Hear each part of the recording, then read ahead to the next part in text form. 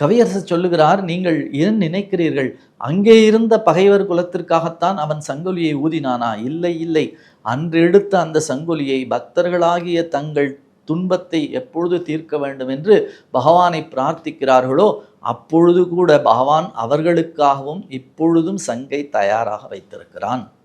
அந்த சங்கை யார் ஒருவர் பகவானே நான் நன்மை செய்கிறேன், நான் நல்ல வழியிலே போகிறேன், நான் தர்மத்தின் வழியாக போகிறேன், எங்களுக்கு இத்தகைய இடைஞ்சல் இடையூறு வந்துவிட்டதே என்று நீங்கள் பிரார்த்தித்தால் அவன் தயாராக இருக்கிற அந்த சங்கொலியை எடுத்து இப்பொழுதும் உங்களுக்காக ஊதி நிற்பான். அந்த சங்கொலி இருக்கிறதே அது பகைவர்களை அழித்து உங்களுக்கு வெற்றியை தேடித்தரும் சங்கொலியாக இருக்கும். ஆகையினாலே நீங்கள் பகைவர்களை கண்டு அஞ்ச வேண்டிய அவசியமே இல்லை.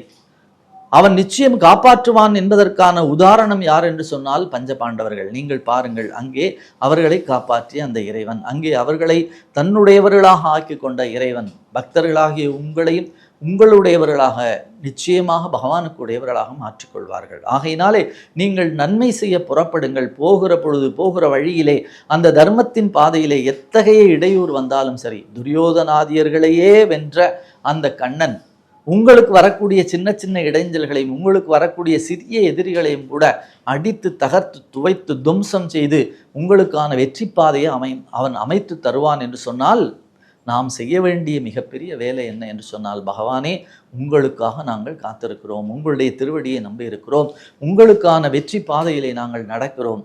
நீங்கள் செய்ய வேண்டியது அவர்களுக்கு எடுத்த சங்கை எங்களுக்குமாக ஊதி எங்களுக்கும் பகைவர்களை அழித்து வெற்றியை தாருங்கள் என்ற பிரார்த்தனையை நாம் அவன் பாதத்திலே வைக்க வேண்டும். சென்றெங்கோ தூது செல சிற்றினங்கள் கேலி செய்ய சினங்கொள்ளாது, அதுதான் முக்கியமான விஷயம், சினங்கொள்ளாது அந்த சங்கொலியை எடுத்து அவன் ஊதினான் என்று சொன்னால் அந்த சங்கொலிதான் இன்றைக்கும் அவன் ஊதுகின்றான்.